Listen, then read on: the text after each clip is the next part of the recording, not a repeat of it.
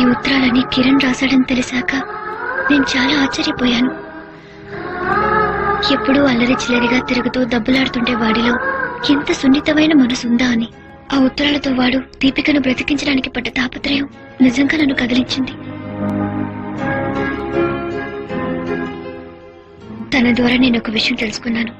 మనకు బాగా తెలిసిన మనిషిలో కూడా తెలియని మరో మనిషి ఉంటాడని. అప్పుడే తన పట్ల నాకు ప్రేమ మొదలైంది.